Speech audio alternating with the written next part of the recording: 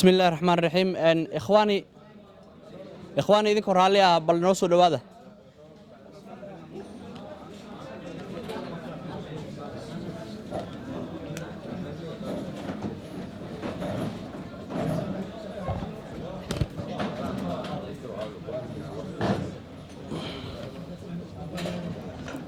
aan soo dhawaano idinka raalli ah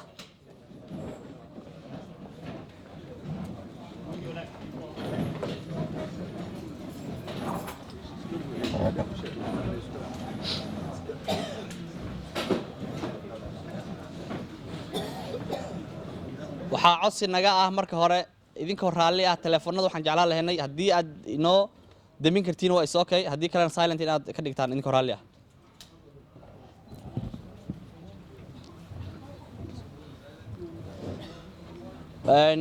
intaanu shirkeen aan bilaabanin marka hore waa ku mahadsantihiin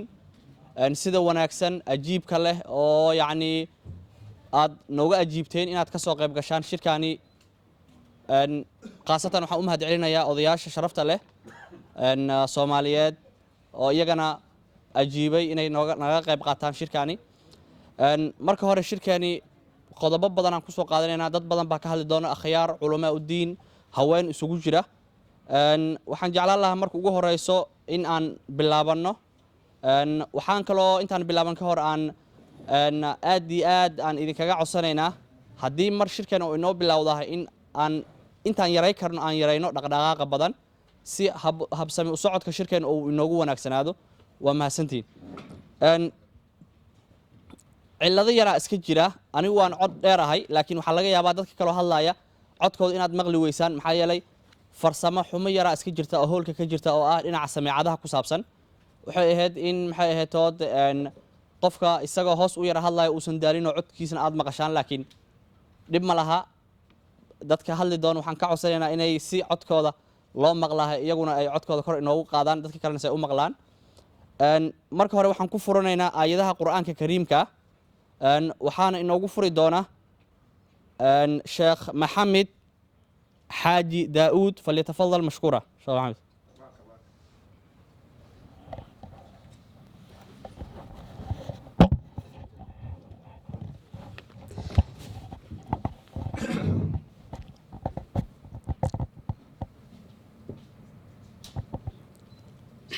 بسم الله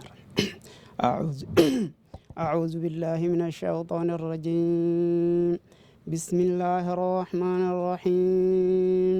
ألف لام ميم ذلك الكتاب لا ريب فيه هدى للمتقين الذين يؤمنون بالغيب ويقيمون الصلاة ومما رزقناهم ينفقون والذين يؤمنون بما أنزل إليك وما أنزل من قبلك وبالآخرة هم يوقنون أولئك على هدى من ربهم وأولئك هم المفلحون صدق الله العظيم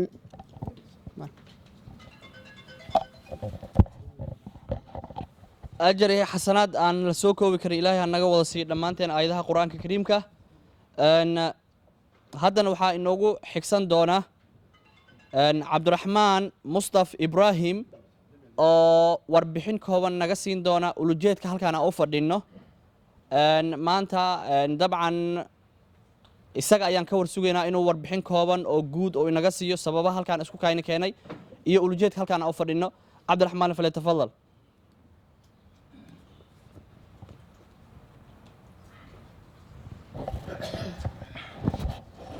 بسم الله الرحمن الرحيم waxaan idin sheegayaa asalaamu calaykum waraxmatullaahi wabarakaatu ama bacd asalaam warka waxaa idin sheegayaa meeshaan waxaa iskugu nimid invitationka uu ahaa olada la yiraahdo garra ugaaskeeda oo halkan lagu caleem saarayo cali xasan sheekh uu yahay marka waxa weeye inta ka soo qayb gashay waa mahadsantihiin Soomaali weyn طبعا ugaas markii la yiraahdo waa oday dhaqameedna waa asaas ummadda weey marka ummad alla ummadda ma aragta oo meesha ka soo qayb gashay waa ku mahadsan yihiin marka number haddana inuu yahay nin oo maaragta oo matela qolada garre la yidhaahdo oo beesha garre ku nool yurub qof allala qofkii ku nool yurub oo garre ah waxaa matela cali sheekh yaa matela marka inuu ugaaskeenna uu yahay ayaa halkan ayaa kacdaynaynaa marka intii nooga soo qayb gashana waa mahadsantihiin wasalaamu calaykum waraxmat ullaahi wabarakaatu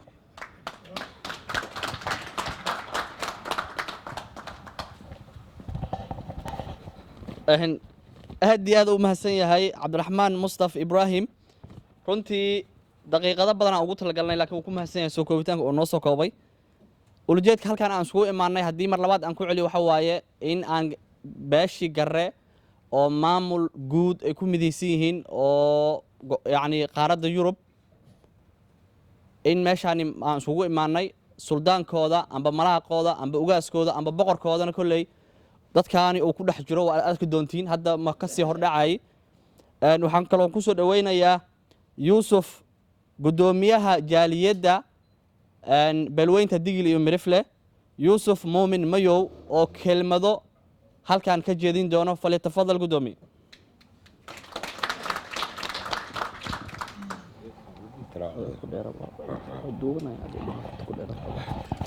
السلام عليكم ورحمة الله وبركاته waxaan idinkaga mahadcelinaa waqtigiina qaaliga oo soo horteen munaasabadan iyo inaad garab joogstaan arrimaha xafladan aan ku caleema saarayno aan ku duubayno suldaanka beesha garre ee qurbo joogta ah waa ku mahadsantihiin waqtigiina qaaliga arrimahan oo kalena arrimo muhiim waay soomaalida dhexdeeda inay ka dhacaan oo dadku isbartaan meel loogu soo hagaaga yeeshaan qurbo joogta qurbaha aadaan ugu badannahay inaan dad ka duubanno oo na hogaamiya yeelano waay ulil amri yeelano arrintaana aadaan u soo dhoweynaa garre waa beel ballaaran oo beelaha soomaaliyeed ka tirsan gobollo badan degta oo muhiim ah maaragtay weliba in maaragtay arrimo badanna aan dana ee laga leeyahay dhinaca koonfurta ah annaga digilna aad iyo aad aan walaalo u nahay marna ay dhinacaas kenya iyo dhinacyo kale xataa iyo etoobiyana degaan marka waa beel muhiim ah dhinaca siyaasadda dhinaca dhaqaalaha labadaba marka laga sheekaynayo shanta soomaaliyeedna aaday u soo gelayaan meel kastay soo matalayaan ay ka imaanayaan marka aniga arrinta galabta meeshaan ka dhacayso aad iyo aad baa u soo dhaweynaa waana ku faraxsanahay waxaana rabaa inaan ku daro cali aqoon dheeran u leh nin karti leh oo dadaal badan oo ammaano leh oo maaragtay soomaalinimo iyo wax badan aan ku ogahay waaye dadaal ah oo qiimo leh weliba annaga hadda guddigaan aan madaxda ka ahay oo digil iyo mirifle ee UK xoghaynuu noo yahay la'aantiis maba soconeenba ninka isku keen haayo oo maalin kasta maaragtay howlaha noo qabta isaga waaye marka ilaahay inuu guulku siiyaan ugu ducaynaynaa waana garab taagannahay soomaali weynna waxaan ka codsanaynaa sidaas inay ogaadaan ninkaasna maaragtay wixii maanta ka dambeeya aan suldaan garre loo ogaado dantii garre idinka soo gashana iridda aad ugu soo hagaagi leedahay inuu yahay cali waa nin qiimo leh nin wax idinka hadlayma nin wax dhaqanka yaqaan we nin mutacalima waaye marka waana loo baahan yahay beelaha soomaalida sidaa isa warqabaan oo waxoodii is ogaadaan ninkii nin ah ninkii u duuban ninkii guddoomiye ninkii horseed u ah si waxyaabaha yararka oo khilaafaha hadday dhacaan aan wax kale oo laysu baahdo meel la isugu soo hagaaga ay dhacdo waaye marka waa mahadsantihiin mar labaad mar saddexaad intaasaan hadalkii kusoo koobaya odayaashana waxaan leeyahay waa mahadsantihiin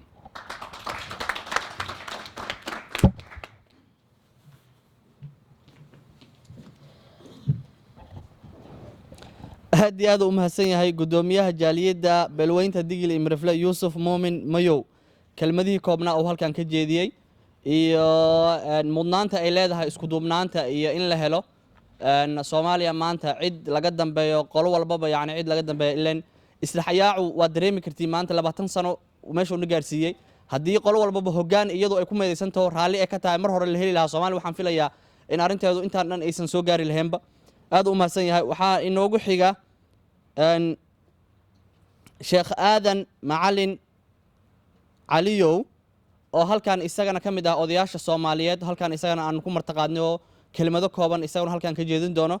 sheekh aadan falyatafadal mashkuuran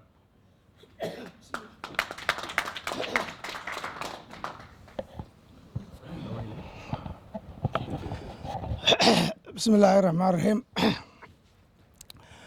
أخياري ما سنتين ويبالا راي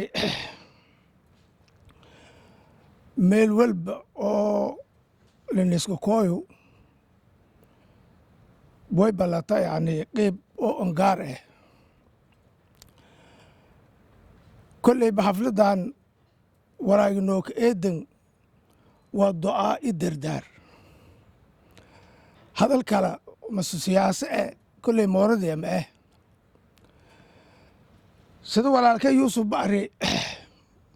ولا كان علي انضايان أمد إسرائيل كين غرغار إسهل قانتي إن الدنتي قبصتو موجدي ولا إلا قرب قلو ولا أرو إلهي قرب كين قلا لا أرمي والكلا إنبناغ من الله ومتني يقبلها وتاسو كنتو آيانا ويبا إلهي كين غرغار لكو رجيي haddii run lan hadalo mas-uuliyada laka saari waa mas-uuliyad oo soomaali dhan ilaahay kiin gargaara hijaada ka qaadi waaye hoos haddii lahandegu degil imarifle haddii hoos landegu gara marka insha allahu tacaalaa way buwaaha lan mas-uule oo ummato ilaahay kiin gargaara ma ardi hortiya ilaahay hortiis mas-uulka ee waata ala asaga ate shalay magaagii ka ilaahay kiin gargaaraa maga kale ka darsamay hadalkii ad araas ilaahay kiin gargaaraa ikii toomanaqda doonaan walaa adag hadal ilaahay kiin gargaaraa ay ka hadala suldaankii waaye yani haddii faa'ida lataan faa'ida wiin haddii dhib lataan dhib wiin waaye lanka bini aadanka ee lanka caalamka ee lanka jaahilka ee haddii dembe galaan shal dheerin lanka caalamka ee wala dheeri lan isoo walkasaw oo walaagina ma ardi og yagali laakiin jaahilka ilaahay bil ogi wala intooy waa isku dhaaf waay markuu way baarana gurba ilaahay kiin gargaara ma ardi hashar aami ulis lama galnyaadu marka de way ogaadaysa in la mas'uuli la saari ummadun hortiya mas'uulka qaadi in aad ogaato waay unun ilaahay winahay ma ardi rahmaan way ba kula jeeyane oo kiinka do'ayane in ilaahay garabka galo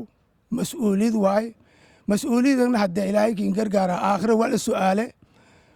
marka way baa la array ilaahay lan walba walaag ilaahay kiin gargaara usuunaysata haddii isu aaw ey haddii isu mada ey marka wal su'aale marka tan yaade ana haddee arrinkiin taalo lan ogaata marka garabka ilaahay gala marka war kale ana kale ka daraaw mal aragaw wasalaamu calaykum waraxmatullaahi wabarakaatuhu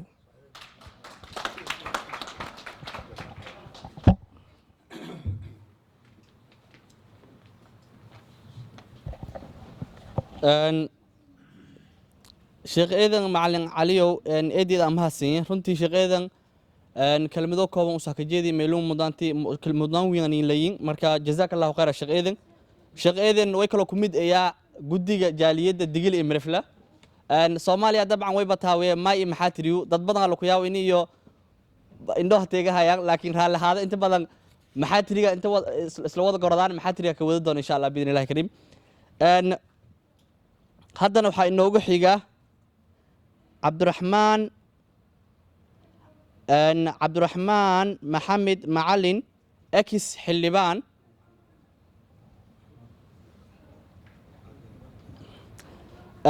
raalli noqda cabdiraxmaan macalin cali oo ahaan jiray xildhibaan soomaaliyeed isaguna marti sharaftuu ka mid yahay runtii waan soo dhoweynaynaa kelmad kooban inuu halkaa inoogu soo jeediyo ex xildhibaan kusoo dhowo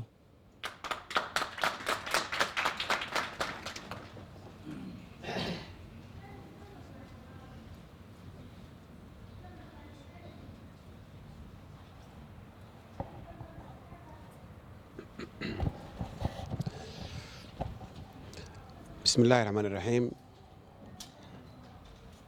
marka hore waxaan u mahad celinayaa akhyaarta halkan igu casuntay inaan ka qayb galo oo aan weliba ka iraahdo laba kelimadood walaalayaal waxaan idinku salaamay salaanta ilaahay ee islaamka oo ah assalaamu calaykum waraxmatullahi wabarakaatu beesha halkan caawa ama maanta iskugu timid ee casuntay Soomaali weyn ee go'aansatay inay duubaan suldaan madax ah mas-uul ah aqoon-yahan ah runtii waa u mahad celinayaa bini aadanka inuu marka uu horumar samaynayo waxaa lagu gartaa wuxuu samaystaa maamul iyo system bulsho aan system ay maamul lahayna weligeed ma guulaysato waad aragteen quraanjada system ay leedahay hal xabaa hore soconayo inta kalena waa daba soconayaan shimbirta waa sidoo kale bini aadanka marka uu maamul iyo system samaysto waxaa lagu gartaa horumar ayuu gaaraa marka beeshan aan walaalaha nahay waxaan leeyahay waxaad ku guulaysateen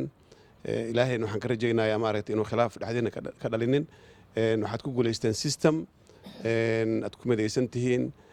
ay Soomaaliya idinku dayan karto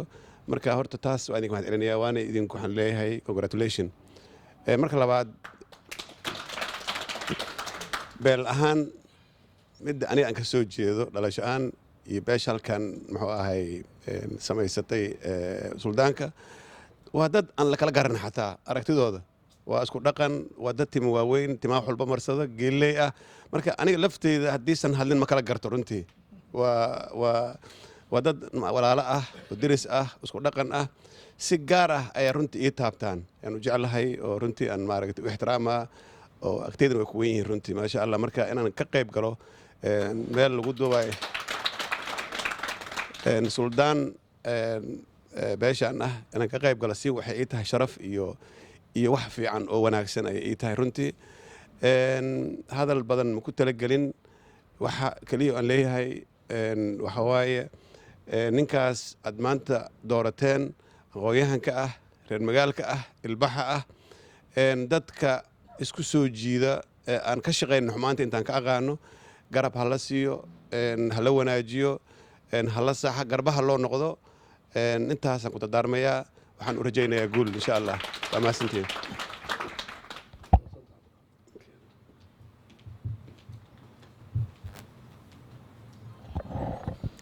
runtii xildhibaanka aad iyo aad u mahadsan yahay xildhibaanka hadalladiis waxaa ka mid ahaa in beesha isaga uu ka dhashay iyo beesha hadda halkan xafladda ku qabta inaan la kala garanaynba annaguna inta badan waxaan maqalnaa soomaalidoo dhanba in isku mid eeto aan la kala garanaynba marka waxaan u qaadanay soomaalida o dhan isku mid tahay aad iyo aad u mahadsan yahay kelmadihiisa wanaagsanaa oo halkan ka soo jeediyey runtii bini aadamku khalad wuu galaa runtii waan ka cudur daaranayaa maxaa yeelay waxay ahayd in aan isku xijiyo malaaqiyada iyo suldaanada iyo ugaasyada haddana waxaan ku soo dhaweynayaa ugaas yaasiin cabdi maxamed oo ku magaca dheer yaasiin bulsho waa ugaas Soomaaliyeed waa ugaaska beesha beelweynta hawiye falyatafadal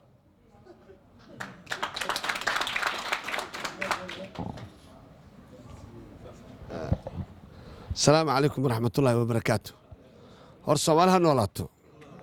برنامجك ماشان لو يمد أدو وناكسية هورتا نسمع دحلايا كلي هدو أوغاسك ماشي كم بقي أوغاس نسخنا قنا لكن بلا أوغاس شديد وهم بقيين لكن ما مثل كرا معناها وحاول هدو ماشي كم موقن أنا هدي سلطان كم بقي أنا سلطان كا على كل حال أودا الصوماليات أودياش الصوماليات خاصة أما أودياش جورتدا الصوماليات dalkan UK qaasatan London magacoodan ku hadlaayo aan awood u helin maanta caawa inay halkan yimaadaan ayagoo qabowga iyo waqtiga xogaa kadis ah darteed ay soo wada cudur daarteen ay yiraahdaan xogaa iska ogtiin maalmaha feestada lagu jiro aroosana waa iska jiraan marka laakiin meesha waa ka sii xoog badnaan lahayd ummadana waa ka sii badnaan lahayd marka saa ka warhaysan waa iska taqaan waqtiyadan oo kale waa waqtiyada wiilasha yar iyo gabdhaha yar la isku dhiibayo marka insha Allah waan rajaynaynaa in barnaamij ka weyn aan qaban doono si aan suldaanka si fiican maarta xafladiisa aan u weyneyno haddana aad bay u weyn tahay waxaan aad u rajaynayaa inta hadda ii muuqato anu cidaan intaanay qabtaa isma lahaynba oo dhalinyaro ah marka ina xagga kubadda la kala eri kartin dowladda la kala aqoon-yahan aa wadatiin ay muuqato marka waxaan rajaynayaa insha Allah